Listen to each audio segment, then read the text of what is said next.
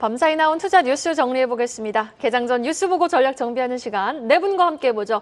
야천투자연구소 남인호 소장, LNS홀딩스 김선영 대표, 타케오뉴스 조우진 대표와 하이투자증권 스마트 PB센터 이권희 부장 수고해 주시겠습니다. 어서 오세요. 자, 오늘 이 시간 아세안 G20 순방길에 오르는 윤석열 대통령 소식으로 출발해봅니다. 윤석열 대통령이 오늘부터 5박 7일간의 일정으로 인도네시아, 인도 순방길에 오릅니다. 이 빡빡한 정상외교 일정을 소화할 예정인 가운데 또 오는 7일에는 우리 주요 기업 총수들도 한 인도네시아 비즈니스 라운드 테이블에 대거 참석할 예정인데요. 지금 14억 젊은 시장, 인도 거점을 노려볼 수 있는 이번 순방길 주요 관전 포인트 전해주실까요? 네, 흔히 말씀하신 대로 이제 오늘부터 취임 후 두 번째 아세안 정상회의 그리고 G20 정상회의에 참석을 합니다.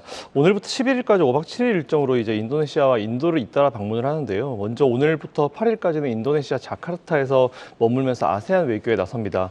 현재 세계 5위권 경제죠. 이제 아세안 같은 경우는 잘 아시는 대로 우리나라의 2위 교역 지역이다라고 보시면 될 것 같습니다. 그리고 2위 해외 투자 대상국들이 몰려 있고요. 또한 아세안 지역의 핵심 광물을 포함해서 풍부한 자원이 있어서 우리나라가 안정적인 공급망을 형성할 때 굉장히 좀 유리한 지역이다라고 좀 보시면 될 것 같습니다. 굉장히 중요한 지역이고요.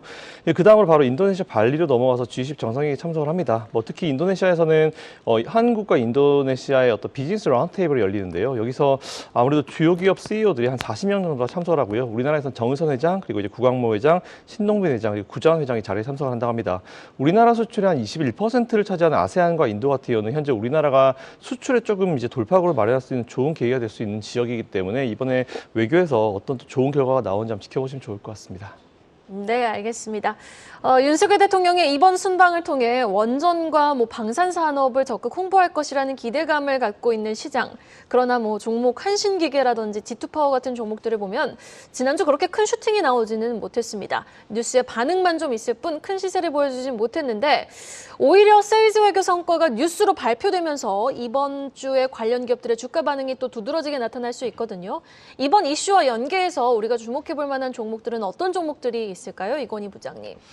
네, 일단 이슈를 찾아보기가 조금 어렵다.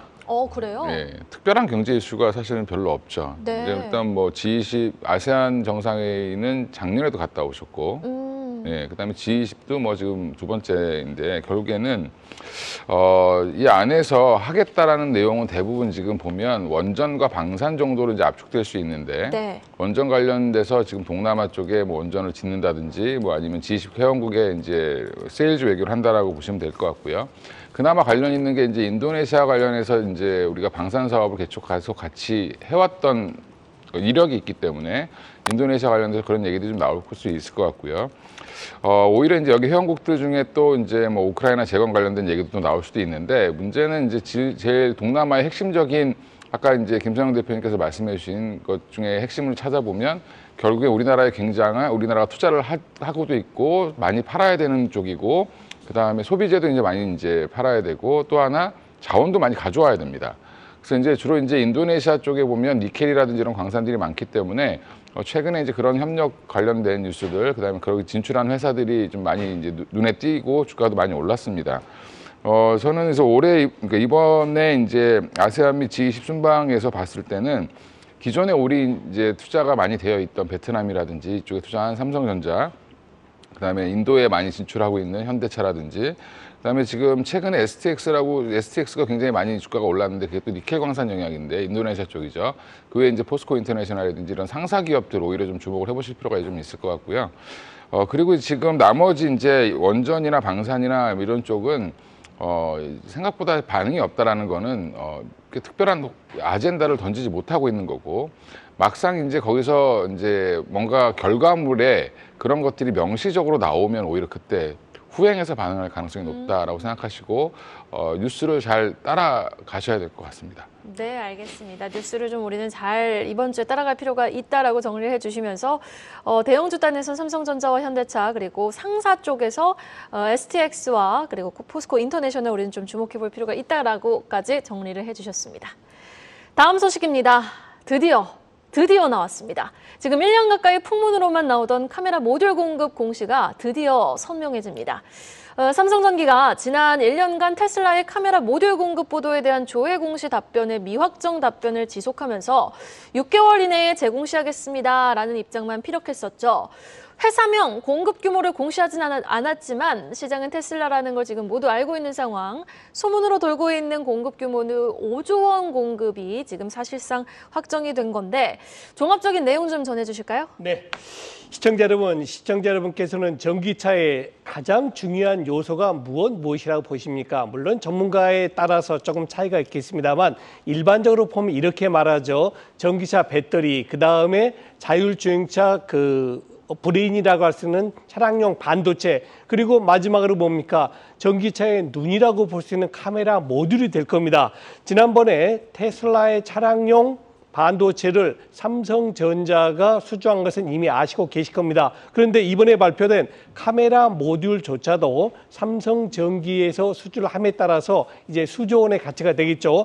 제가 볼 때는 3대 요소 중에서 2개를, 즉 자동차용 반도체하고 카메라용 모듈을 바로 삼성전자가 수주했다는 것은 매우 큰 의미가 있다. 미래 산업의 가장 핵심인 전기차, 특히 전기차에서 1위를 달리고 있는 테슬라하고 삼성그룹, 삼성전기와 삼성전자가 같이 협업을 하게 된다는 것은 큰 의미가 있다고 봅니다. 다음 두 번째로는 이런 호재가 주가가 많이 오른 다음에 나오면 저는 별로 관심 안 둡니다. 그러나 삼성전기 어떻습니까? 8월 초에 16만 5천 원에 있던 게 불과 한 달 만에 9월 초에는 얼마까지 내려갔죠? 13만 원까지 20%가 조정을 받았습니다. 이럴 때 이런 큰 대형 호재가 나옴에 따라서 저는 앞으로 삼성전기는 오늘 얼마나 올릴지 그거는 단정적으로 말씀드리기 힘들지만은 분명히 지금 가격대에서는 충분히 점프업할 수 있는 조건이 됐다라고 정리를 하겠습니다.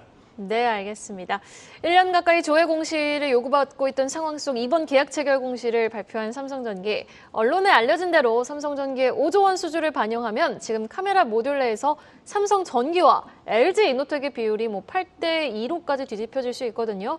과연 오늘 시간의 거래에서 급등한 카메라 모듈주들과 삼성전기 주가가 국내 증시 촉매제 역할을 할 수 있을지 여부 주목해 보시면서 개장 전략 세워보시면 좋겠네요. 다음 소식 만나보시죠.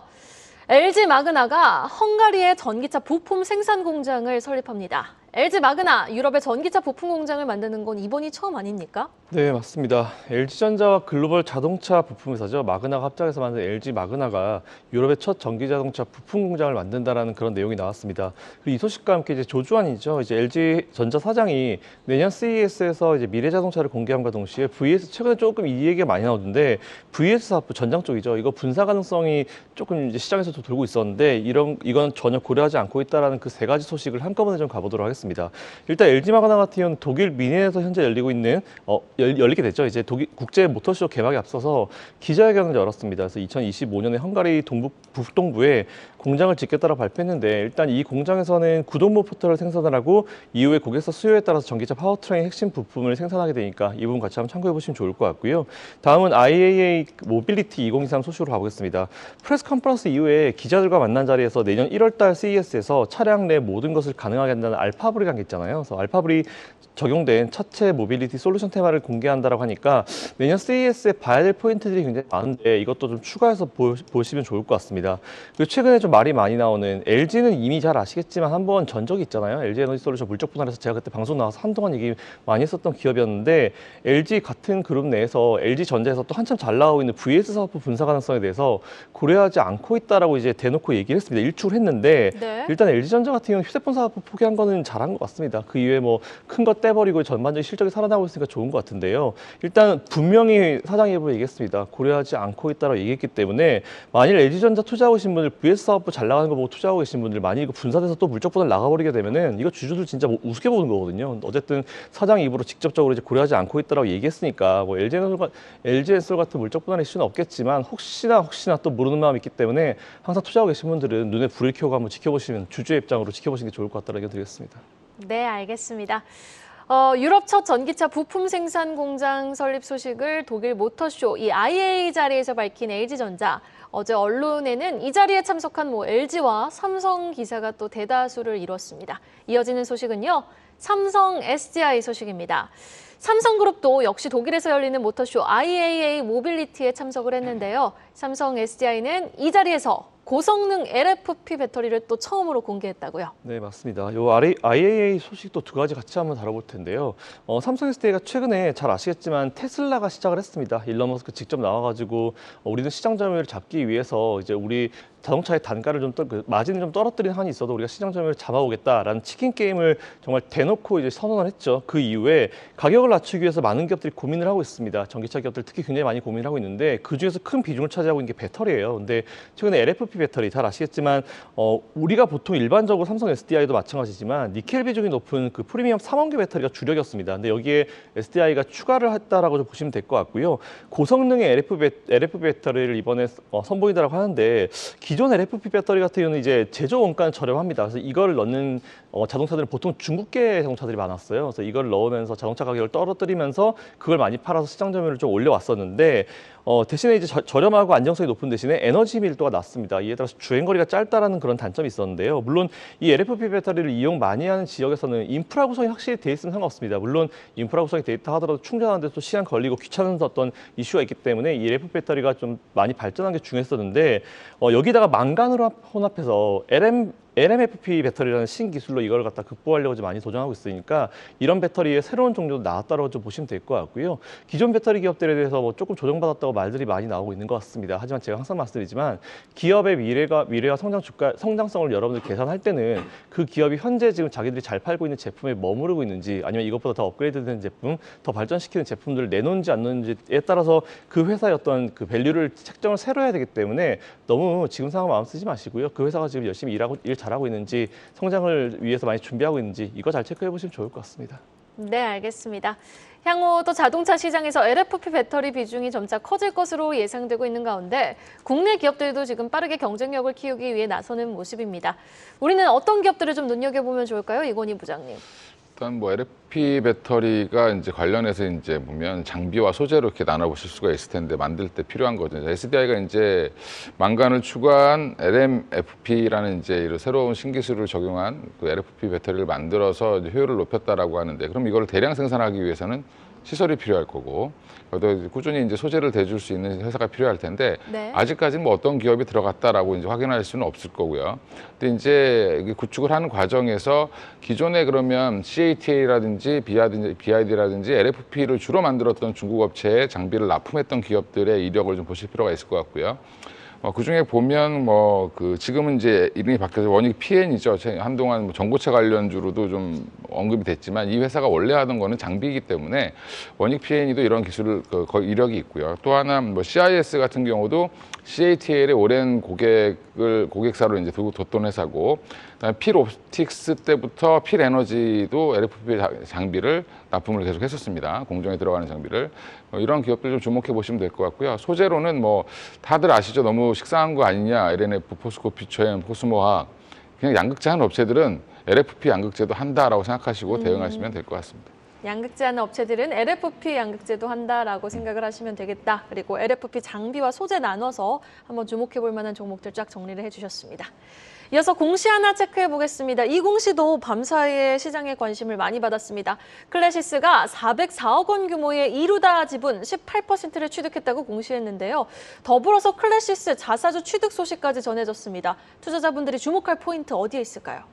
그 시간의 거래를 보면은 이제 이 거래에 대한 시장의 반응을 볼 수가 있습니다. 네. 그 이루다에 대해서는 시간의 거래가 하락을 했고요. 클래시스는 시간의 거래가 상승했습니다. 물론 이제 그 클래시스가 자사주 매수라는 것도 있어서 이제 호재가 있지만은 그보다는 이제 이루다 지분을 취득한 것에 대해서 시장에서는 너네가 좀 이렇게 싸게 샀다라고 이제 보고 있는 것 같고, 대신 이루다의 주주 입장에서는 싸게 팔았다. 그래서 이루다의 시간의 거래는 하락을 했습니다. 이렇게 쉽게 정리할 수가 있는데요. 이루다는 2006년에 설립한 고주파 미용기기인데 최근에 이제 올해 상반기부터 이제 주목할 만한 소위 얘기한 이제 뷰티 기업에 대한 그 시총과 그 가치가 이제 높아졌습니다. 그래서 매출도 올라가고 그에 따라서 M&A도 활발한데 이루다 역시 이제 최대 주인 김용환 씨가 이제 갖고 있던 지분의 절반을 클래시스에 이제 매각을 한다는 보도가 있었는데 어제 공시는 이제 이 양사 사이에서 이제 그 주식 거래에 대한 공시가 아니고요. 이루다가 거기에 대한 공시가 보도 공시가 있었는데 여기에 대해서 이제 조회 공시로 맞다라고 이제 해명을 한 것입니다. 그래서 이제 지분 18%는 이제 그 클래시스가 이제 취득하게 되고 나머지 김영환 씨의 지분 18%에 대해서도 이제 똑같은 조건으로 클래시스에 팔 수 있는 풋옵션을 갖고 있다라는 것으로 이제 공시를 했습니다. 결국 이제 클래시스가 이루다의 지분을 38%를 갖다가 36% 인수하게 되니까 최대 주주로 이제 바뀌게 되고요. 클래시스가 이제 이루다를 전격적으로 인수하겠다 이제 보시면 되겠습니다. 클래시스는 이제 그러면 아까 이제 그 말씀대로 이제 자사주 취득도 200억 원을 하는데 이번에도 같이 또 이제 그 한 404억 원 만약에 18%까지 다 가지면 한 800억 한 1000억 정도를 갖다가 투자를 해야 되는데 현금성 자산이 그만큼 있느냐를 살펴봐야 되는데 클래시스가 갖고 있는 현금성 자산이 2분기 기준으로 1,300억 정도입니다. 현금성 자산이라고 하는 것은 실제로 이제 바로 현금을 갖고 있다는 것 플러스 1년 안에 이제 바꿀 수 있는 자산을 다 포함해서 현금성 자산이라고 하는데 2분기 기준 1,300을 갖고 있으니까 충분하다 볼 수 있고 클래시스는 2분기에 사상 최대 실적을 올렸고 이런 실적에 대한 그 행진은 지속적으로 이루어질 것으로 보여집니다. 그렇다면 현금이 꾸준하게 유입되기 때문에 클래시스 입장에서는 갖고 있던 현금을 갖고 은행 이자를 받는 것보다는 차라리 이 뷰티 업계를 갖다 M&A 하는 것이 경영진에서는 아주 현명한 판단이라고 생각을 합니다. 이런 점에서 클래시스의 주가는 당분간 또 올라가지 않을까 싶습니다. 네, 알겠습니다. 추가적인 클래시스의 주가 상승 여력까지 진단해 주셨습니다. 다음 소식입니다. 삼성전자에 대한 증권가들의 잇따른 장밋빛 전망 소식으로 이어가 보죠. 삼성전자, 엔비디아 효과에 힘입어 전거래일에서도 외국인의 매수 입속 상승 흐름을 이어갔죠. 지금 주가 7만 원대 안착하면서 증권가에서도 9만 전자에 대한 기대감을 보이고 있는 상황입니다. 과연 전고점 돌파까지 우리 기대해 볼 수 있을까요? 네, 지금 시간 여유가 좀 있는 것 같아서 제가 약간만 길게 말씀드리겠습니다. 여러분, 종합주가지수하고 코스닥지수 어떻게 결정한 줄 아십니까? 시가총액식입니다. 시가총액식이라는 얘기는 무슨 얘기냐면요. 지금 거래소 시장에 1000여 개 정도 있고 코스닥 시장에 2000여 개 정도 있지 않습니까? 이거 다 볼 필요가 없다는 얘기입니다. 단정적으로 말씀드려가지고 거래소 시장에서요. 시가총액 300이 밖에 있는 종목들이 10개가 상한가 쳤다고 가정해 보십시오. 그거 주가지수에 거의 영향 없습니다. 그런데 어제나 그제처럼 삼성전자가 3% 올랐다. 그러면 종합주가지수는 급등을 합니다.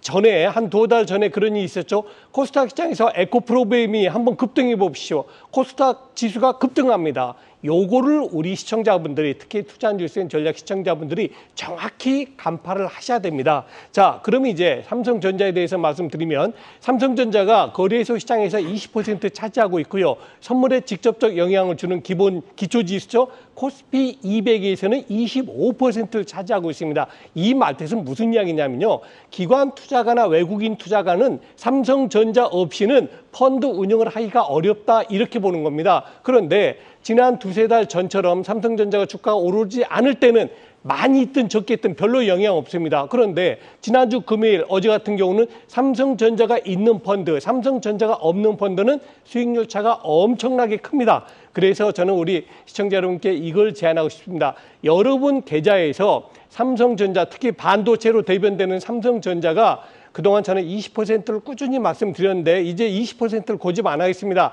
최소 아무리 적어도 삼성전자는 여러분 계좌에 10% 이상은 무조건 보유를 하셔야 된다. 뭐 주가지수가 3,000포인트가 가든 주가지수가 2,500까지 내려가든 무조건 여러분들 계좌에는 최소 삼성전자가 10% 이상이 있으셔야지만이 다음에 우리 종합주가지수가 3천이 넘고 4천이 넘어갈 때 내 계좌들 수익이 나는구나 이렇게 되는 겁니다. 자, 그래서 저는 결론 말씀드립니다. 9만 원 언제 가나. 솔직히 저는 9만 원 언제 갈지 매도를 며칠 나갈지 모릅니다. 그러나 우리 김성영 대표가 자주 쓰는 말이 있죠. 금년 말까지 어제 종가죠. 7만 1,200원보다는 훨씬 더 높은 가격이 있을 것이다. 특히 52주 신고가가 이제 얼마 안 남았죠. 전 고가가 7만 3천 얼마인가 되니까 이제 2,000원만 올라가면은 52주 신고가 나옵니다. 그렇게 되면은요. 아까 제가 말씀드렸던 외국인이나 기관 투자가들이 삼성전자를 막 삽니다. 참 이상하죠. 왜 5만 원, 6만 원대는 안 사다가 신고가가 나오면 외국인이나 기관을 삽니다. 그 이유가 아까 제가 말씀드렸던 우리나라의 코스피 지수, 종합주가 지수는 시총 규모로 이루어지는 것이기 때문에 우리 시청자 여러분 뭐 다 대부분 삼성전자 20% 가지고 계시겠지만 혹시 삼성전자가 별로 많지 않으신 분은 가급적 뭐 오늘 사시라는 뜻은 아닙니다. 이번 달 안으로 10%는 최소한도 가지고 계시는 게 좋겠다라고 정리를 하겠습니다. 이번 달 안으로는 포트 안에 삼성전자의 비중 10%를 실어가는 게 이상적이어 보인다라고 말씀을 해주셨습니다. 이렇게 형님이 강하니 밑단에 연계된 아우들도 함께 주목을 받고 있습니다. 하나 마이크론 같은 경우도 뭐 지난 금요일 상한가 기록 이후 어제 또 추가 상승하는 힘을 보여줬는데 과연 현 시점에서도 매수 매력도가 높은 소부장주를 꼽아보자면 어떤 종목들이 있을까요? 이건희 부장님. 일단 뭐 삼성전자가 HBM만 납품한 걸 가지고 전고점을 뚫고 9만 원을 가고 12만 원을 가고 이렇게 할 수는 없을 것 같고요. 네. 그러니까 HBM을 단순히 납품한다고 해서 그 정도 갈 정도의 사이즈의 회사는 아니고 오히려 지금 저는 2.5D 패키징을 시장은 더 기대하고 있다라고 보고 있습니다. 그래서 그 패키징까지 같이 해야 사실은 돈이 되는 거고 그다음에 관련 기업들도 지금 기대감이 올라와 있는데 하나마이크론이 가장 대표적이죠. 2.5D 패키징 과정 중에 전 단계는 이제 삼성에서 하고 후 단계는 또 두 가지 공정을 나눠보면 하나마이크론이 뒤에 단을 할 수 있을 거다라는 기대감 때문에 주가가 많이 올라갔다라고 보시면 될 것 같고요. 2.5D 패키징 관련돼서는 제가 예전에도 한번 쭉 관련 종목들을 말씀을 드렸었는데 네. 우리나라에 이제 관련된 이제 2.5D 패키징 하려면 물론 일본 장비도 들어가고 미국 장비도 들어갑니다. 근데 그 중에 이제 우리나라 장비나 소재를 보면 이오테크닉스가 이제 다이싱 기술 기업이고요. 그다음에 대덕전자, 심텍, 여기는 FC BGA 생산 기업이고 덕산하이메탈은 마이크로솔더벌, 그다음에 프로텍과 레이저셀은 레이저 리플로우라고 해서 이렇게 레이저를 이제 붙여주는 결합 기술이라고 보시면 될 것 같고요. 그다음에 PSK 홀딩스 같은 경우도 리플로우 장비인데 약간 방식이 좀 다르다고 생각하시면 될 것 같고요. STI도 마찬가지로 리플로우 장비입니다. 이게 결국에는 이게 2.5D 패키징이라는 것 자체가 좀 말은 어렵지만 3D라고 하는 거는 그러니까 위로 쭉 쌓는 기술을 얘기하는 거고 2.5D 패키징은 옆으로 이제 좀 펼쳤다라고 해서 2.5D라고 하는데 로직 반도체랑 메모리 반도체를 병렬로 이제 어떻게 보면 한 패키지 하나의 이제 칩으로 만들었다는 이제 뜻이라고 보시면 될 것 같고요. 말은 어렵지만 그냥 GPU랑 HBM을 서로 연결하는 방법이구나라고 생각하시면 될 것 같고 관련해서 이제 종목들은 나와 있는데 아직은 기대감이니까 좀 내용을 좀 확인해 보시고 주가도 지금 또 일부 종목들은 많이 올라간 종목들도 있습니다. 그래서 그 안에서 좀 옥석을 좀 이제 앞으로 실질적으로 삼성전자에 납품하는 기업들이 나오기 시작하면서 옥석이 가려지지 않겠나 이렇게 생각하고 있습니다. 네, 알겠습니다. 지금 HBM 모멘텀뿐만 아니라 2.5D 패키징 모멘텀까지 우리는 주목해 볼 필요가 있다. 시장에서 부각을 받을 수 있는 관련주들 쫙 한번 정리를 해봤습니다. 마지막으로 공시 하나 더 체크해 보겠습니다. 하나금융지주가 1,413억 원 규모의 자사주를 소각했다는 내용의 공시가 나왔는데요. 투자자들이 주목해야 할 포인트 어디에 있을까요?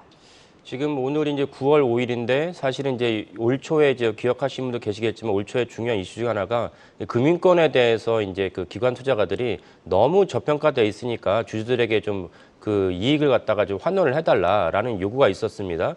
그리고 이제 사실은 그 비슷한 시기에 윤석열 대통령이 금융도 뭐 공공재다 이런 발언을 하면서 그런 요구에다가 이제 그 탄력을 받게 됐는데 그러면 이제 실질적으로 이제 주주들에게 돌려주는 것은 배당을 갖다 높이든지 아니면 이제 그 자사주를 매입하든지 제일 좋은 것은 매입한 자사주를 소각하는 것입니다. 그래서 하나금융지주가 어저께 장 마감 이후에 갖고 있던 자사주를 갖다 소각하겠다고 1,413억 원의 규모의 자사 소각하겠다고 발표를 했는데 지금 제가 아까 서두에 말씀드린 것은 무슨 뜻이냐면은 사실 연초부터 시작된 것이 이제 올 연말에 마무리된다면 그런 기조는 계속 이어질 것이다. 그러면 원래 우리나라 이제 뭐 4대 금융지주 그 외에도 다른 이제 금융권들은 배당 수익이 높았는데 그럼 예년보다는 배당 수익을 더 강화할 수밖에 없다라는 것을 이제 염두에 주시면 좋을 것 같고 오늘이 9월 5일인데 그 배당 기산일이 언제입니까? 올해 이제 마지막 이제 그 주식 거래일이겠죠. 그러면 그걸 생각하면은 11월, 12월부터까지는 이제 주식 해당 비중이 주가가 올라갈 수밖에 없습니다. 배당 성향이 높아지고 배당 수익률이 있으니까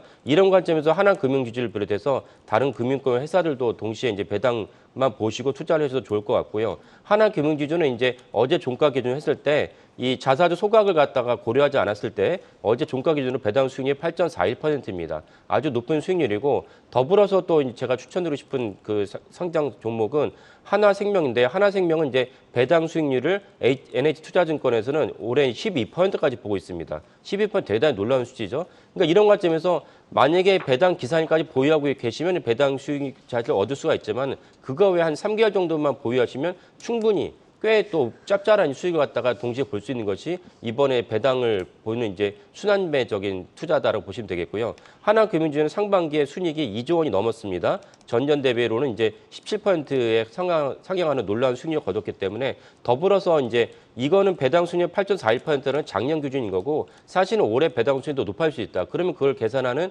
기관 투자도 있기 때문에 더불어서 하나금융주의 이제 주가도 더 탄력을 받을 수 있다.